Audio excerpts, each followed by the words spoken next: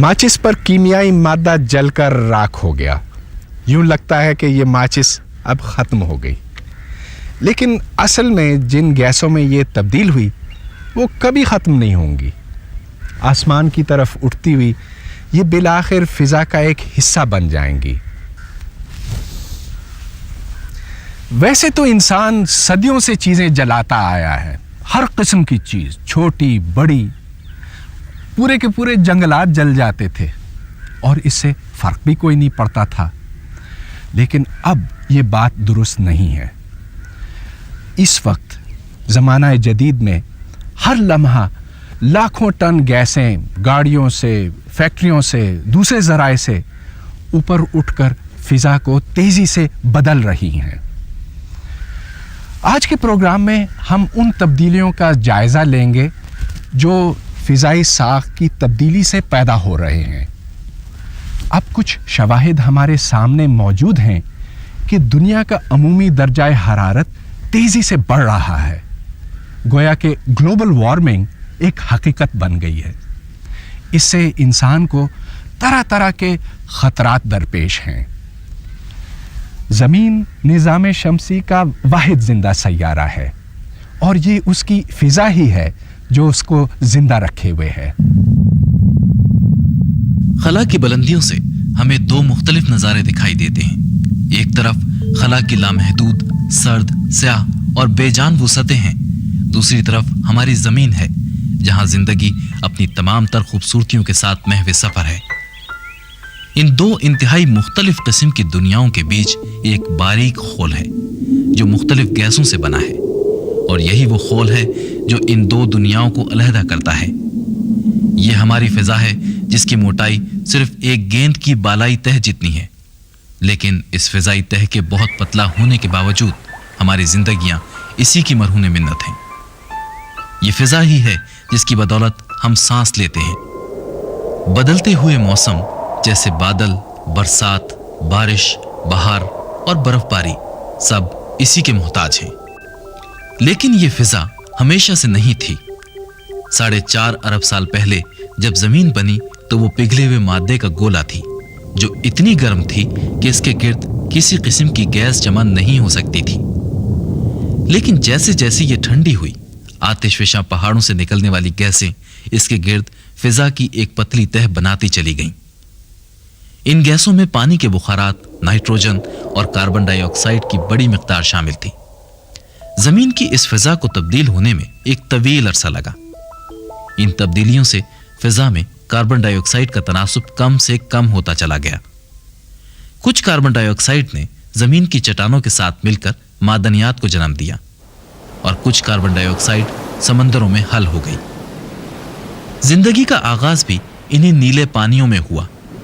ये सादा जानदार सिर्फ एक खलीए पर मुश्तमिल थे जो सूरज की तवानाई को इस्तेमाल करके अपने लिए ऑक्सीजन पैदा करते और कार्बन डाइऑक्साइड खर्च करते।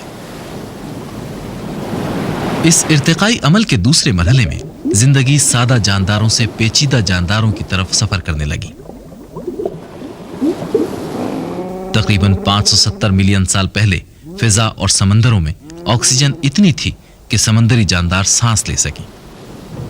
यूं इस इर्तिकाई अमल के नतीजे में जमीन पर जिंदगी का आगाज हुआ और अब यहां ना तो शदीद गर्मी थी और ना ही शदीद सर्दी।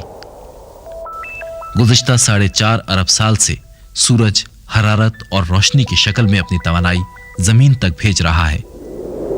1 मिनट में जमीन जो शमसी तवानाई हासिल करती है वो कुर्रे अर्ज के तमाम बिजली घर 1 साल में भी पैदा नहीं कर सकते। अगर जमीन ये सारी तवानाई जज्ब कर लेती तो इस पर हर चीज झुलस कर खत्म हो जाती।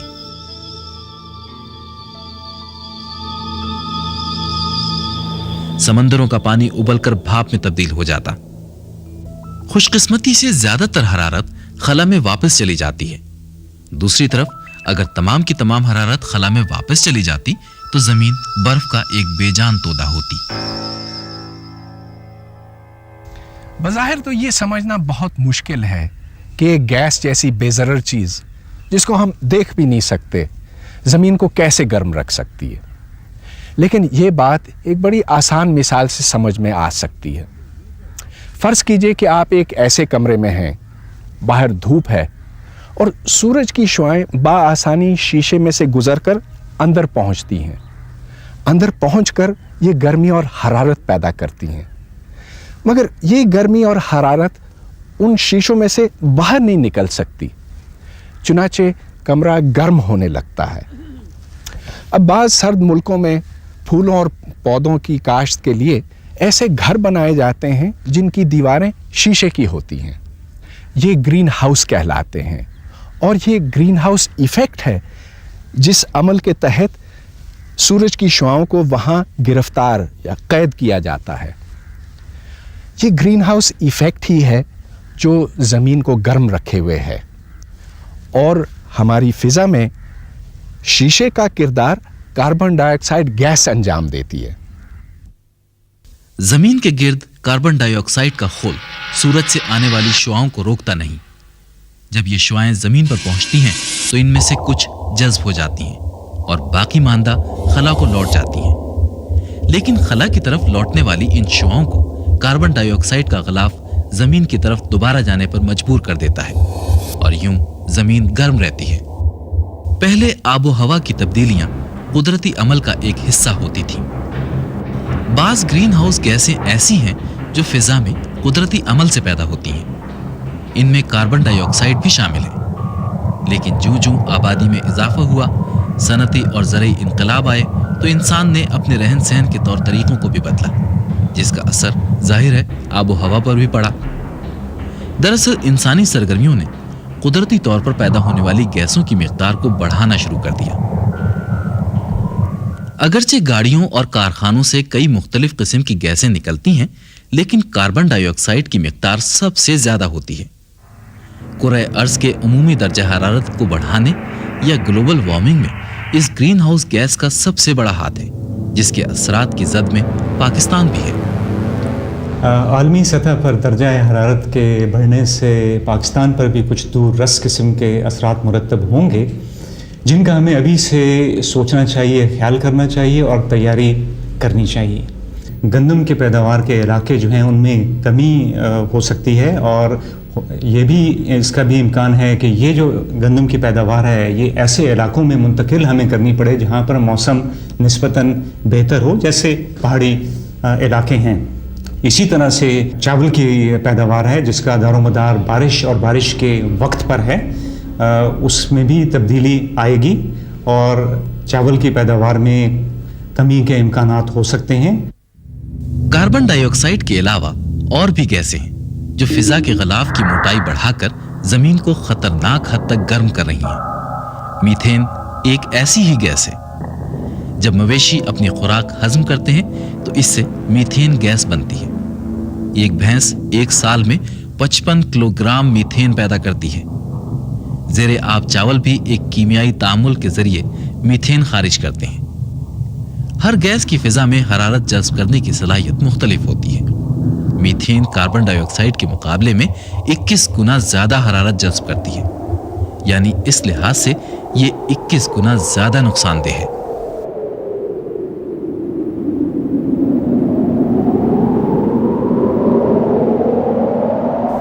اگر گیسوں کا یہ بڑھتا ہوا اخراج کم نہ ہوا تو کرۂ ارض کے اوسط درجہ حرارت میں اگلے 50 سال میں 1 سے 2 ڈگری تک کا اضافہ ہو سکتا ہے.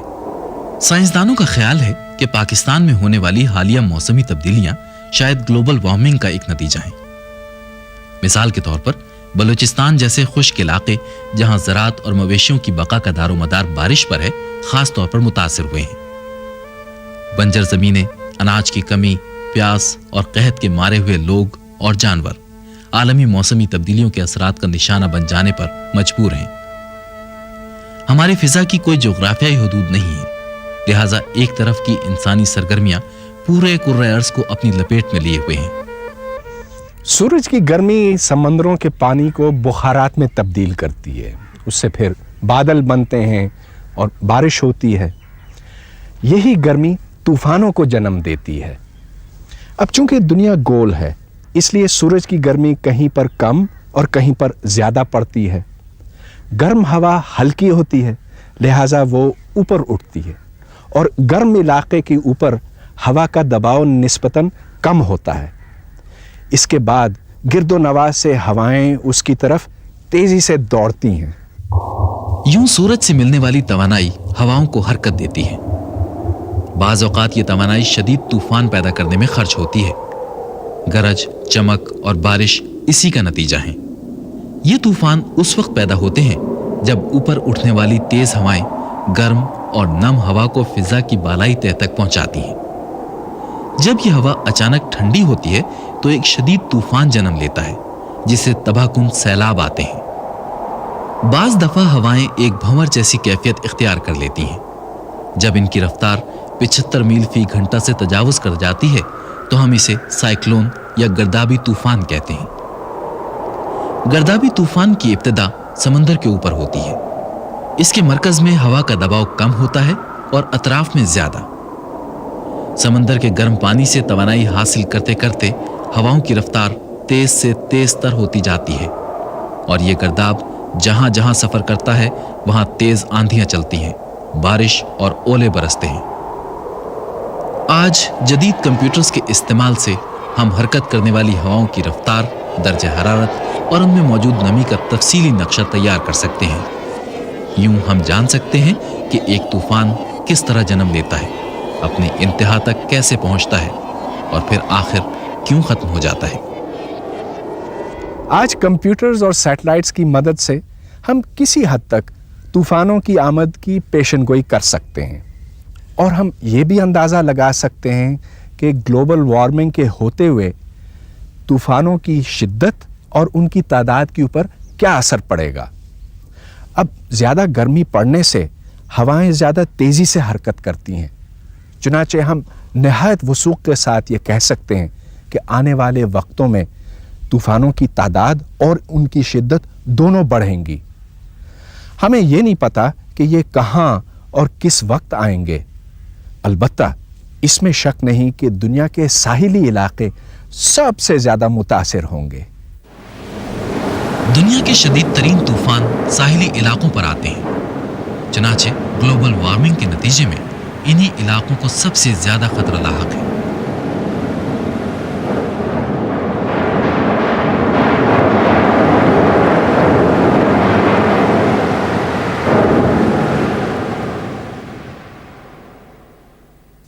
مگر ان طوفانوں کے علاوہ ایک اور حقیقت کا بھی سامنا کرنا ہوگا۔ سائنسدانوں کا اندازہ ہے کہ اگلے 50 سال میں سمندر کی سطح تقریباً 1 فٹ تک بڑھ سکتی ہے، اور اس کے علاوہ گلوبل ٹیمپریچر میں بھی تقریباً 1 ڈگری سینٹی گریڈ کا اضافہ ہو سکتا ہے۔ اس کا مطلب یہ ہے کہ آپ کی جو کلائمیٹ بیلٹس ہیں وہ موو کر سکتی ہیں، اور جہاں آج کل بارش ہوتی ہے وہاں ہو سکتا ہے کہ زیادہ ڈرائی ہو جائے، اور جہاں آج کل ڈیزرٹس ہیں وہاں ہو سکتا ہے کہ بارش شروع ہو جائے۔ اس کے علاوہ جو علاقے ہیں تقریباً فار ایگزامپل بینکاک کی طرح کے شہر ہیں جن میں کہ آلریڈی سی لیول کا بڑا پرابلم ہے، وہ بڑھ بھی سکتا ہے۔ آپ کو سویج سسٹم جو ہیں وہ بیک اپ ہو سکتے ہیں، اور ڈیلٹا کے جو ایریاز ہیں جس طرح کہ بنگلہ دیش ہوا، اس میں اگر آپ 1 فٹ پانی بڑھا دیں اور اس کے ساتھ آپ سبسیڈنس بھی ملا لیں تقریباً 1 فٹ کی اگلے 50 سال میں، تو مطلب 2 فٹ تک پانی بڑھ سکتا ہے۔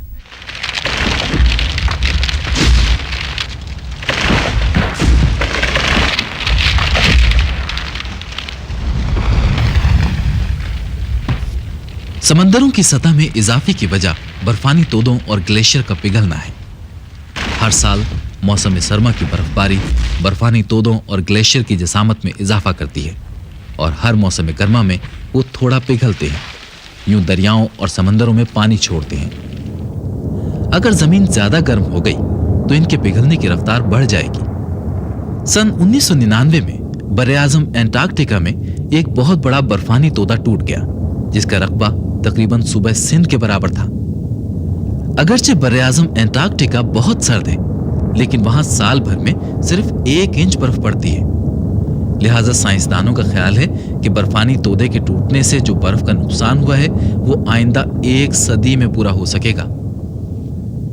کاربن ڈائی آکسائڈ گیس کے بڑھتے ہوئے اخراج کے باعث کرۂ ارض پر آنے والی موسمی تبدیلیوں کے زیادہ تر ذمہ دار یہ ممالک ہیں۔ دنیا بھر میں अमेरिका सबसे ज्यादा कार्बन डाइऑक्साइड गैस खारिज करता है। इसके बाद बिलतरतीब चाइना, जापान, ब्राजील, जर्मनी और भारत के ममालिक आते हैं। पाकिस्तान हिंदुस्तान के मुकाबले में 6 गुना कम कार्बन डाइऑक्साइड खारिज करता है। कार्बन डाइऑक्साइड के इखराज को कम करने के बाज़ बराह रास्त तरीके भी सोचे गए हैं। एक ख्याल यह है कि लोहे के पाउडर की एक बारीक तह समंदरों की सतह पर छोड़ दी जाए। लोहे की मौजूदगी में खुर्दबीनी जानदार तेजी से समंदर में पैदा होंगे और वो फिजा की कार्बन डाइऑक्साइड को जज्ब कर लेंगे। इसका असर वैसा ही होगा जिस तरह ज्यादा दरख्त लगाने का। कार्बन डाइऑक्साइड की बहुतात किस कदर खतरनाक हो सकती है, इसकी एक जीती जागती मिसाल ज़ोहरा है। ज़ोहरा हमारा हमसाया सैयारा है जो आज दोज़ख की मानंद गर्म है। वो वजूहात जिनके बायस ये सैयारा जहन्नुम बना, इनमें सबसे बुनियादी वजह ग्रीन हाउस इफेक्ट है। ज़ोहरा पैदाइश के वक्त आज की निस्बत बहुत ज्यादा ठंडा था, लेकिन सूरज के करीब होने की वजह से पानी फिजा में तबखीर होना शुरू हो गया। सिर्फ 600 मिलियन सालों में पानी का यह समंदर खत्म हो गया।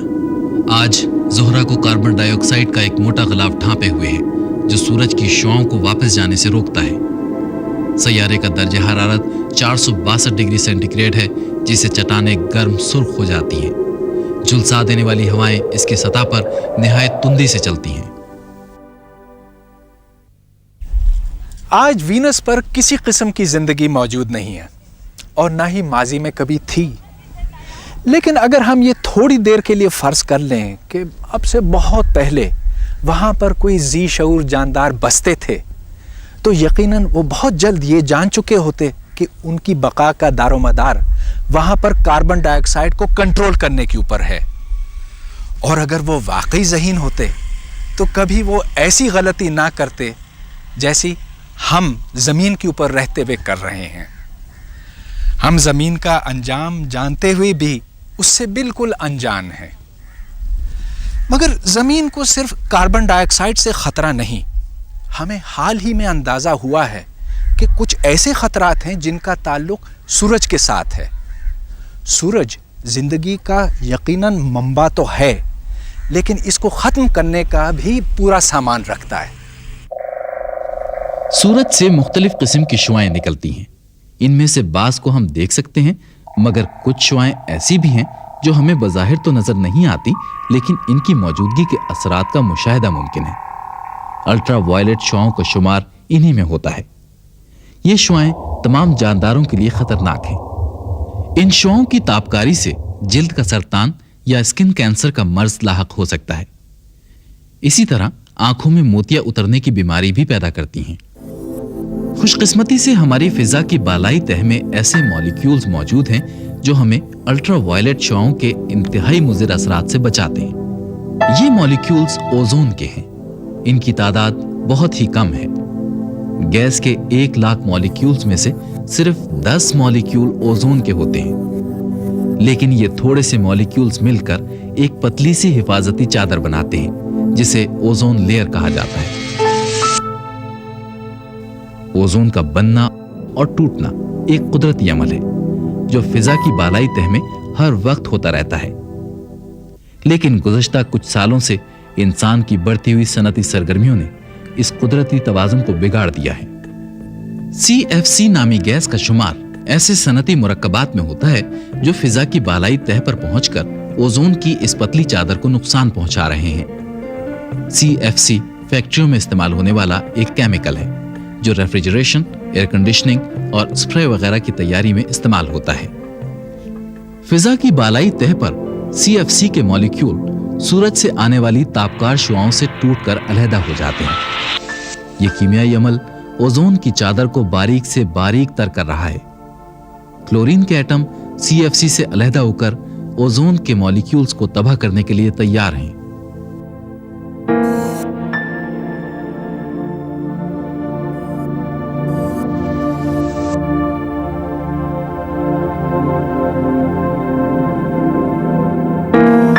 सन 1995 में साइंसदानों ने अपने आलात की मदद से यह मालूम किया कि जनूबी कुतुब के करीब कुछ इलाका ऐसा है जहां ओजोन की चादर में एक बहुत बड़ा शगाफ पैदा हो गया है।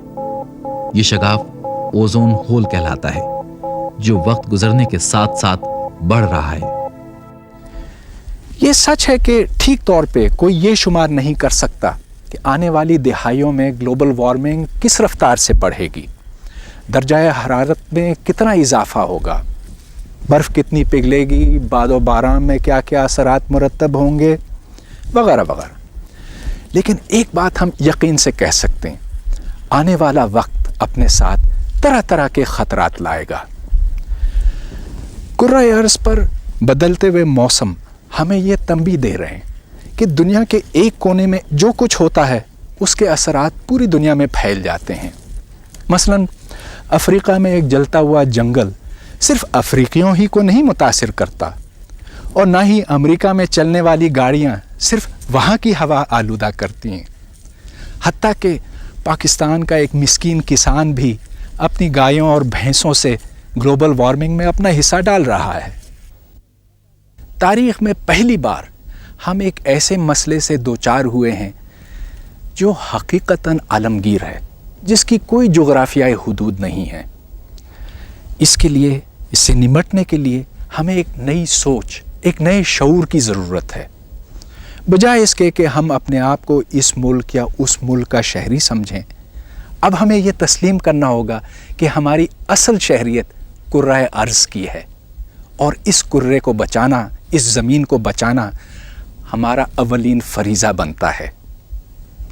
अगले प्रोग्राम तक के लिए इजाज़त दीजिए। खुदा हाफिज़।